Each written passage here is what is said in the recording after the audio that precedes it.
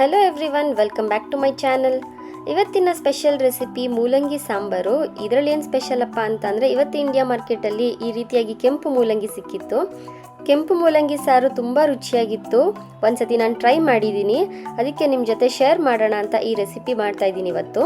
ಬನ್ನಿ ಹೇಗೆ ಮಾಡೋದು ಅಂತ ನೋಡೋಣ. ಮೊದಲಿಗೆ ಒಂದು ಕುಕ್ಕರ್ ಕಾಯಕ್ಕೆ ಇಟ್ಕೊಂಡಿದ್ದೀನಿ. ಅದಕ್ಕೆ ಅರ್ಧ ಕಪ್ ಆಗುವಷ್ಟು ತೊಗರಿಬೇಳೆ ತೊಳೆದು ಹಾಕ್ಕೊಂಡಿದ್ದೀನಿ. ಒಂದು ಚಿಕ್ಕ ಟೊಮೆಟೊನ ಸಣ್ಣ ಸಣ್ಣಕ್ಕೆ ಹೆಚ್ಚಿ ಹಾಕ್ಕೊಂಡಿದ್ದೀನಿ. ಮತ್ತು ಒಂದು ಚಿಕ್ಕ ಈರುಳ್ಳಿ, ಸ್ವಲ್ಪ ಆಗುವಷ್ಟು ಅರಿಶಿನ, ಒಂದು 2 ಗ್ಲಾಸ್ ಆಗುವಷ್ಟು ನೀರು ಹಾಕ್ಕೊಂಡು ಇದೊಂದು 2 ವಿಷಲ್ ಹೊಡೆಸ್ಕೊತಾ ಇದ್ದೀನಿ. ಬೇಳೆ ಚೆನ್ನಾಗಿ ಬೆಂದಷ್ಟು ಸಾರು ತುಂಬ ರುಚಿಯಾಗಿರುತ್ತೆ. ನಾನಿಲ್ಲಿ ಅರ್ಧ kg ಆಗುವಷ್ಟು ಈ ಮೂಲಂಗಿ ತೊಗೊಂಡಿದ್ದೀನಿ. ಈ ರೀತಿಯಾಗಿ ಕಟ್ ಮಾಡಿ ಇಟ್ಕೊಂಡಿದ್ದೀನಿ. ಈಗ ಬೇಳೆ ಬೇಯೋ ಅಷ್ಟರಲ್ಲಿ ಇದಕ್ಕೆ ಒಗ್ಗರಣೆ ಹಾಕ್ಕೊಳ್ಳೋಣ. ನಾವು ಯಾವ ಪಾತ್ರೆಯಲ್ಲಿ ಸಾಂಬಾರು ಮಾಡಬೇಕಲ್ವ ಆ ಪಾತ್ರೆ ಇಟ್ಕೊಂಡು ಸ್ವಲ್ಪ ಎಣ್ಣೆ, ಸಾಸಿವೆ, ಜೀರಿಗೆ, ಕರಿಬೇವಿನ ಸೊಪ್ಪು ಮತ್ತು ಒಂದು ಈರುಳ್ಳಿನ ಈ ರೀತಿಯಾಗಿ ಉದ್ದುದ್ದಕ್ಕೆ ಹೆಚ್ಚಿಟ್ಕೊಂಡಿದ್ದೀನಿ. ಅದನ್ನು ಹಾಕ್ಕೊಂಡು ಫ್ರೈ ಮಾಡ್ಕೊತಾ ಇದ್ದೀನಿ. ಈರುಳ್ಳಿ ಸ್ವಲ್ಪ ಸಾಫ್ಟ್ ಆದಮೇಲೆ ಇದಕ್ಕೆ ಹೆಚ್ಚಿಟ್ಟಿರೋವಂಥ ಒಂದು ಟೊಮೆಟೊ ಹಣ್ಣು ಹಾಕ್ಕೋತಾ ಇದ್ದೀನಿ.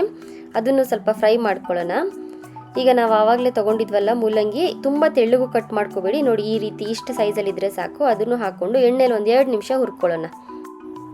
ನೋಡಿ, ಈ ರೀತಿ ಫ್ರೈ ಮಾಡ್ಕೊಳ್ಳೋಣ. ಒಂದು 2-3 ನಿಮಿಷ ಆದರೆ ಸಾಕು. ಮೂಲಂಗಿಲಿರೋ ಒಂದು ಹಸಿ ವಾಸನೆ ಹೋಗುತ್ತೆ. ಇದಕ್ಕೆ 1 ಗ್ಲಾಸ್ ಆಗುವಷ್ಟು ನೀರು ಹಾಕಿ ಒಂದು ಸ್ವಲ್ಪ ಹೊತ್ತು ಕುದಿಯಕ್ಕೆ ಬಿಡೋಣ. ಮೂಲಂಗಿ ಈಗ ಒಂದು ಅರ್ಧ ಆಗುವಷ್ಟು ಬೆಂದಿದೆ. ಈ ಟೈಮಲ್ಲಿ ಇದಕ್ಕೆ ಸ್ವಲ್ಪ ಉಪ್ಪು ಮತ್ತು 1-2 ಟೀ ಸ್ಪೂನ್ ಆಗುವಷ್ಟು ಸಾಂಬಾರು ಪುಡಿ ಹಾಕ್ಕೊಳ್ಳೋಣ. ಆಗ ಮೂಲಂಗಿಗೆ ಉಪ್ಪು ಖಾರ ಎಲ್ಲ ಚೆನ್ನಾಗಿ ಹಿಡ್ದಿರುತ್ತೆ ಅಂತ.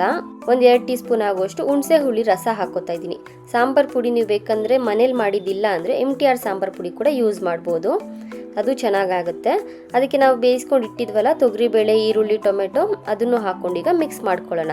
ಈಗ ಚೆನ್ನಾಗಿ ಕುದಿಬೇಕು. ಲಾಸ್ಟಲ್ಲಿ ಇದಕ್ಕೆ ಸ್ವಲ್ಪ ಆಗುವಷ್ಟು ಕೊತ್ತಂಬರಿ ಸೊಪ್ಪು ಮತ್ತು ತುರಿದಿಟ್ಟಿರೋಂಥ ಹಸಿ ಕಾಯಿ ತುರಿ ಹಾಕ್ಕೊಳ್ಳಿ. ಇದೆಲ್ಲ ಹಾಕಿ ಒಂದು ಕುದಿ ಬರ್ಸ್ಕೊಂಡ್ರೆ ಮೂಲಂಗಿ ಸಾರು ರೆಡಿ ಆಗುತ್ತೆ. ಬಿಸಿ ಅನ್ನದ ಜೊತೆ ತುಂಬ ಚೆನ್ನಾಗಿರುತ್ತೆ.